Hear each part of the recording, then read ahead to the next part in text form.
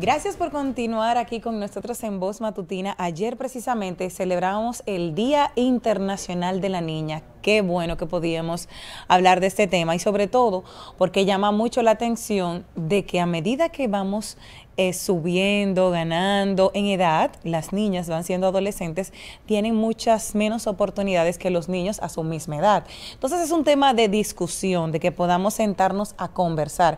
Y hoy tenemos la dicha de que nos acompaña aquí la directora de Plan Internacional, Virginia Sainz. Buenos días. Muy buenos días y gracias por invitarme. ¿Cómo te sientes esta mañana? Estoy feliz de que estén aquí acompañándonos. Sí, una semana activa con el Día de la Niña. En realidad estamos toda la semana aprovechando este momento para hablar de las niñas y de las adolescentes. Ok, dime qué es Plan Internacional. ¿Qué decían yo? Bueno, pero es que Plan Internacional. Pero claro, cuando vi la tipografía dije, claro, que lo hemos visto por todos lados.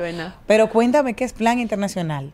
Y Plan Internacional es una de las organizaciones más grandes, antiguas del mundo, con más de 80 años trabajando en 75 países. En República Dominicana tenemos ya más de 30 años y en este momento somos la organización líder por el trabajo de las niñas y las adolescentes en el país. A ti te suena mucho haberlo visto porque seguro todos esos carteles sobre matrimonio infantil, embarazo, sobre violencia, Plan ha estado ahí al frente. Y de hecho, los grandes logros que ha habido en los últimos meses con la ley de matrimonio, Plan es la organización que comenzó motivando esta ley.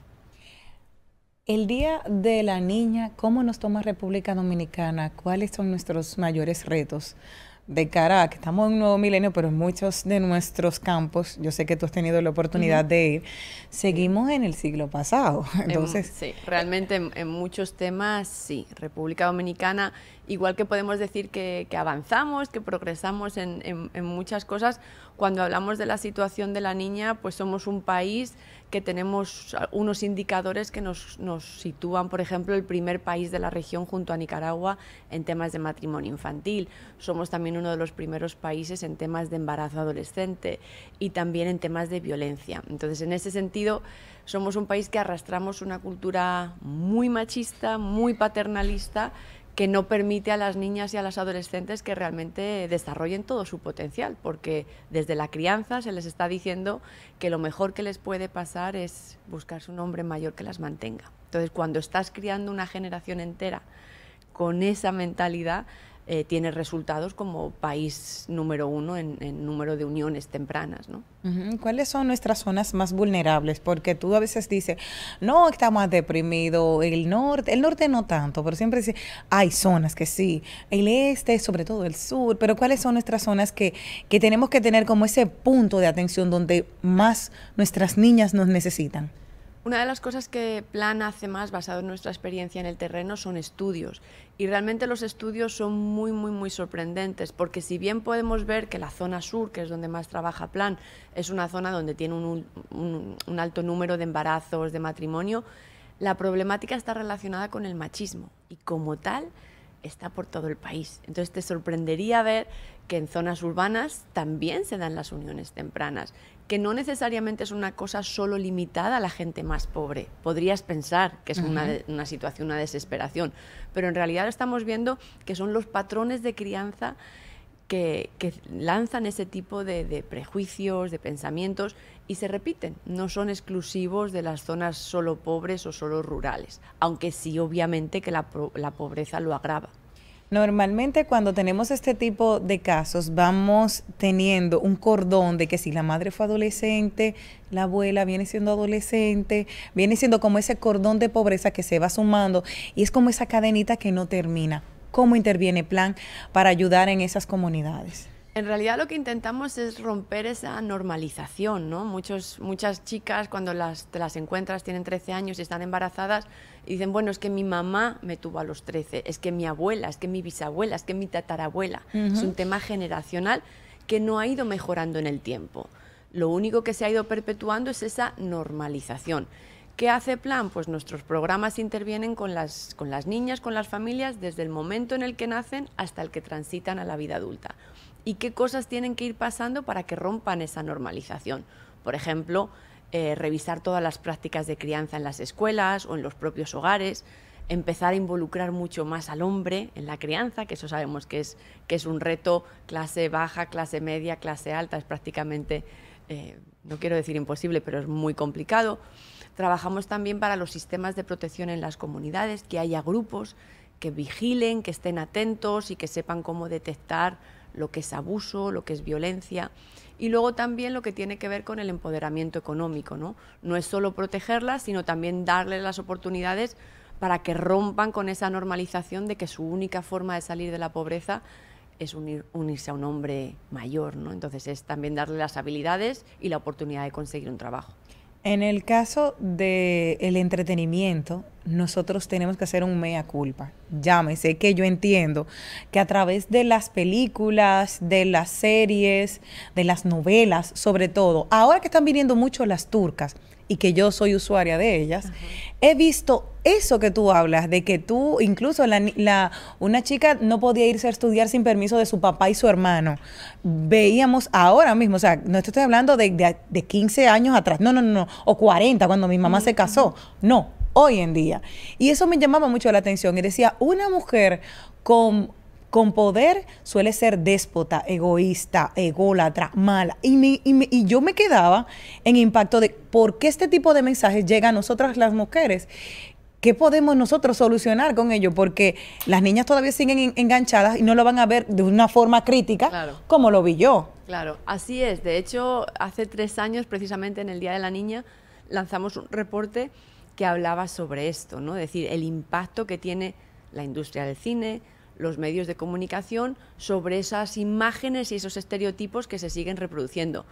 Si la única crianza que tengo en casa es machista, si lo que veo en la escuela es machista y si encima todo lo que consumo en las redes, en la televisión, en el cine, me está diciendo que eso es lo que tengo que hacer, que debo estar bonita, tengo que buscarme un hombre que me mantenga, si soy muy inteligente y poderosa, soy mala.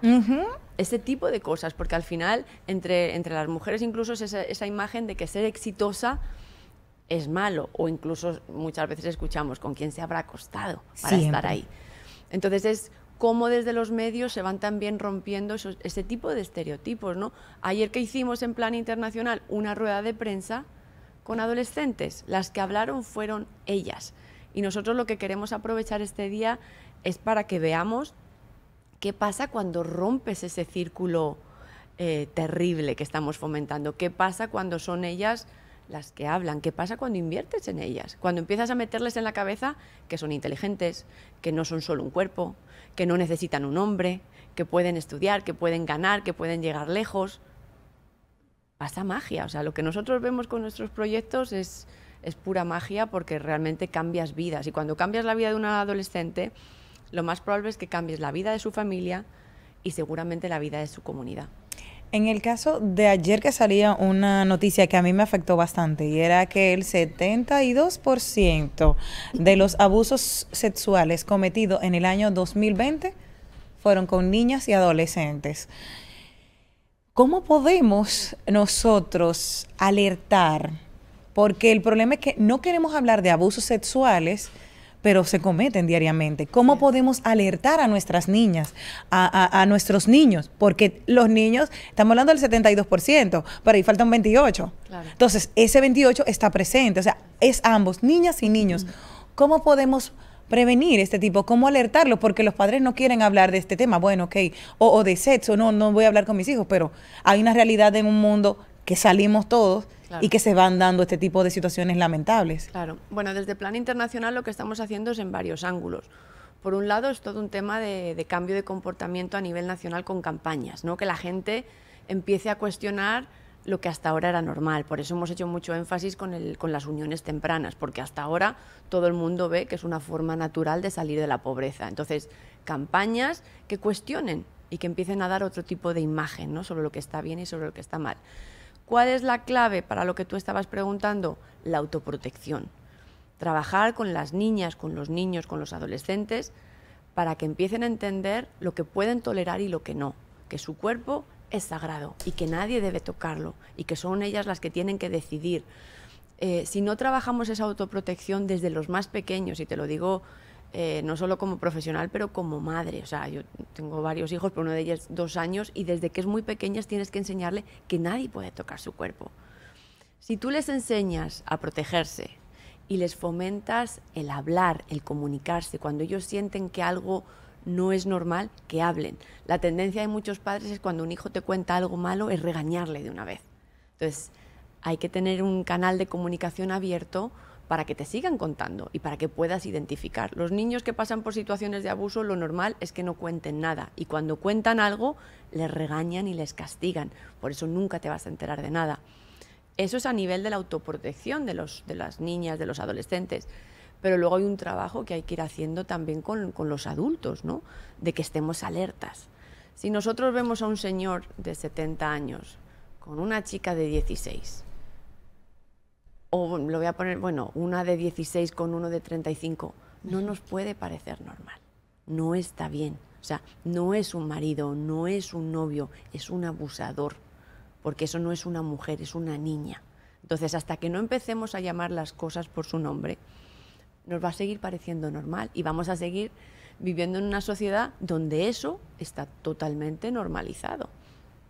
Eso es que me llama muchísimo la atención. En el caso de hace unos meses había un corto que estuvo circulando, era como de un niño que hablaba, era español. Me chocó muchísimo porque él hablaba de que su tío lo tocaba. Y cómo ese niño era cómo se desencadenaba el no poder tener una comunicación fluida con sus padres, y al final terminaba este niño suicidándose. Y luego entonces le daban hacia atrás a la cinta de qué habría pasado si él pudiese hablar y pudieran intervenir el coso. ¿Tienen ustedes alguna línea que la gente pueda llamar dentro de Plan, o que puedan acercarse a algunos de los, porque a veces tú dices, no lo puedo hablar en mi casa, pero tal vez conozco a alguien que trabaja en Plan y puedo acercarme? Claro. Y decir, estoy pasando por esta situación. Claro. Porque como dices tú, muchas veces no te creen o te silencian porque es más fácil, porque es un escándalo para la familia. Bueno, desde Plan, y invito a la gente a seguirnos en las redes con Plan_RD, ahí pueden encontrar mucha información y recursos sobre cómo manejar este tipo de situaciones o qué hacer. Por ejemplo, hace poco, junto a UNICEF y al Ministerio de Educación, lanzamos una serie de herramientas, de plataformas para todo lo que tiene que ver con la protección online, porque ese es el nuevo escenario de acción, donde incluso tenemos hasta mucho menos control y experiencia.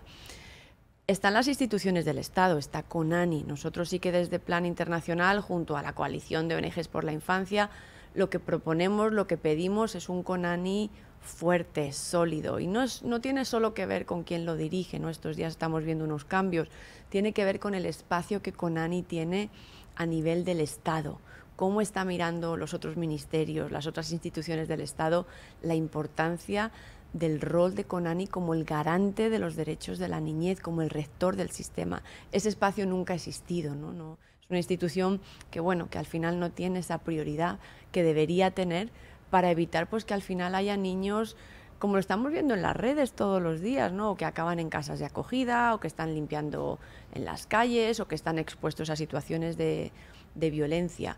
Es un trabajo, es muy complejo, pero tiene que suceder en varios niveles, ¿no? Cada uno, ustedes desde los medios de comunicación tienen un rol muy grande que jugar.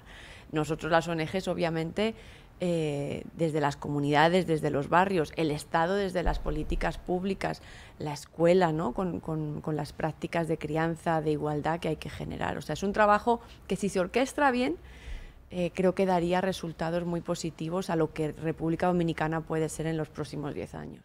¿Dónde está ubicado Plan? Ya me sé que sí, oí que estaba diciendo que trabajan en el interior, ahí en el sur, pero tienen otros puntos en otras partes del país donde se pueden acercar. Tenemos nuestra sede central, está en Santo Domingo, tenemos oficinas en varias partes del país, en Asua, en San Juan, en Barahona, tenemos presencia en Pedernales, en Elías Piña, en el este, trabajamos muy de cerca con las comunidades más pobres de la zona de Higüey, que a veces la gente piensa que en el este no hay pobreza, pero hay una pobreza muy extrema, muy radical, muy bárbara, ¿no? Como digo yo. Y luego a veces también trabajamos en la zona norte, en Santiago, en Puerto Plata, con temas de prevención de desastres, ¿no? En temas de vulnerabilidad ante desastres como puede ser un huracán. Entonces estamos bastante repartidos en varias zonas del país. ¿Cuáles son los próximos planes ahora? ¿Tienen programas que vayan a ejecutar a partir de ahora? Ya de que el Día de la Niña estamos todos enseñando la problemática porque queremos que haya un cambio, claro está. Pero a partir de ahora, ¿cuáles son los programas que se van a implementar dentro de plan que tienen pautados para lo que queda este año y lo que viene? Claro, la prioridad es, por un lado, primera infancia, todo lo que sucede de 0 a 5 años, un trabajo muy de cerca con el INAIPI, ¿no? y intentando que la crianza de esos primeros años, no solo directamente con los niños y las niñas, sino también con las madres y los padres, que puedan aprender a criar con amor, con estimulación. También tenemos programas de todo lo que tiene que ver con protección y asegurar que en cada comunidad donde trabaja Plan hay una red de protección que está alerta, que está atenta para prevenir esos abusos y esa violencia. Tenemos también programas que son muy importantes y a veces un poco controversiales en este contexto, que son sobre derechos sexuales y reproductivos, y es que las jóvenes, los jóvenes conozcan su cuerpo, conozcan herramientas para negociar. A veces la gente, cuando hablamos de sexualidad, se alertan y bueno, estamos promoviendo que los jóvenes tengan sexo. No, estamos promoviendo que los jóvenes sepan sobre su cuerpo, tomen decisiones y puedan negociar, ¿no? Para que no se vean empujados o empujadas sobre todo a embarazos no deseados. Y obviamente también programas de empoderamiento económico, muy fuerte con el sector hotelero, para prevenir todo lo que tiene que ver con la explotación sexual. Eso. Y que las jóvenes en las zonas, como decíamos, del este se puedan incorporar a los hoteles, y finalmente todo lo que tiene que ver con desastres, ¿no? Es decir, bueno, si viene un huracán, que las comunidades estén preparadas para minimizar el impacto que pueda tener un huracán en sus vidas, que ya son muy vulnerables. Bueno, muchísimas gracias, Virginia, por habernos acompañado esta mañana. Yo estoy feliz y encantada de que haya mujeres como tú que se estén preocupando por nuestras niñas y que vengan a dejar la piel aquí en la zona sur, en la zona este, en la zona norte. No hay límites para Plan Internacional seguir fomentando todo este tipo de iniciativas para que podamos preservar nuestras niñas. ¿Dónde se pueden comunicar con ustedes? ¿A través de redes sociales y teléfonos? Claro, pueden buscarnos en Instagram, en Facebook, pueden buscar Plan _RD, tenemos nuestra website también, planrd.org, y ahí pueden encontrar información. Les animamos no solo a ver lo que estamos haciendo, sino también a colaborar y a hacerse donantes del trabajo que estamos haciendo, porque realmente es un trabajo arduo, es un trabajo muy valiente. Yo creo que es una de las pocas organizaciones que nos atrevemos a llamar las cosas por su nombre, ¿no? Y que lo ponemos de una forma muy sencilla para realmente generar esos cambios. Así que muchas gracias por este espacio y ojalá que se repita. No, estas puertas siempre estarán abiertas para ti, para Plan, y yo espero algún momento ir con ustedes también a esa comunidad. Cerquita, o sea que sí. Muchísimas gracias a Virginia. Nosotros vamos a una pequeña pausita y retornamos en breve.